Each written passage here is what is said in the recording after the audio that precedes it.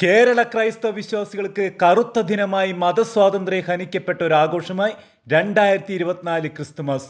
സമാധാനത്തിന്റെയും ശാന്തിയുടെയും ദൂതുമായി ഭൂവിൽ അവതരിച്ച ക്രിസ്തുമസ് ആഘോഷത്തെ കരിവാരിത്തേക്കുവാൻ ചില സംഘടിത ശ്രമങ്ങൾ. പാലക്കാടും പാലയൂരും തിരുവല്ലയിലും നടന്ന സംഭവങ്ങളെ ഒരിക്കലും ന്യായീകരിക്കാനാവില്ലെന്ന് തുറന്നടിച്ച് സഭാ നേതൃത്വവും. പാലക്കാട് 2 സ്കൂളുകളിൽ സാമൂഹ്യ വിരുദ്ധർ പുൽക്കൂടുകൾ തകർത്തപ്പോൾ തിരുവല്ലയിൽ കരോൾ സംഘത്തിന് നേരെ സാമൂഹ്യ വിരുദ്ധരുടെ അഴിഞ്ഞാട്ടം.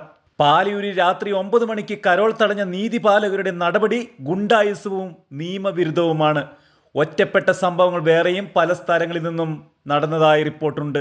കേരള സമൂഹം ഒന്നായി കൊണ്ടാടുന്ന ഈ ആഘോഷത്തെ മതപരമായ ആഘോഷമാക്കി സമൂഹത്തിൽ അകൽച്ച ഉണ്ടാക്കാനുള്ള വർഗീയ ശക്തികളുടെ തന്ത്രങ്ങളിൽ കേരള സമൂഹമേ വീണു പോകരുതേ. വിവിധ മതവിശ്വാസികൾ ഒരുമിച്ച് താമസിക്കുന്ന ഈ കേരളത്തിൽ പരസ്പരം ആദരിച്ചും ബഹുമാനിച്ചുമാണ് സമുദായങ്ങൾ മുന്നോട്ട് പോകുന്നത്.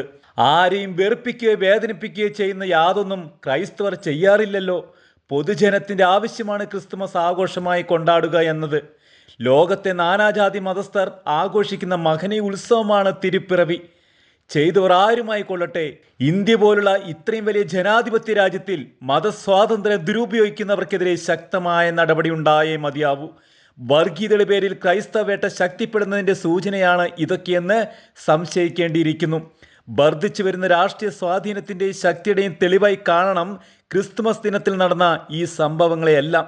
ഇന്ത്യൻ ഭരണഘടന ആഹ്വാനം ചെയ്യുന്ന മതസ്വാതന്ത്ര്യത്തിന് കൂച്ചുവിലങ്ങ് കൽപ്പിക്കുന്ന രീതിയിൽ ഈ കാലഘട്ടത്തിൽ ഈ രാജ്യത്തെ ക്രിസ്ത്യാനികളെ ആക്രമിക്കുന്നു, പീഡിപ്പിക്കുന്നു. പുൽക്കൂട് തകർക്കലും കരോൾ സംഘത്തിന് നേരെയുള്ള ആക്രമണവും കരോൾ തടഞ്ഞതുമൊക്കെ എന്ത് സന്ദേശമാണ് ഈ സാക്ഷര കേരളത്തിന് നൽകുന്നത്?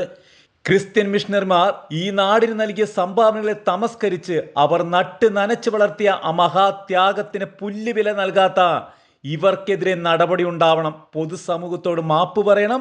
ഇനി ഇത് ആവർത്തിക്കരുതെന്ന് മാത്രം.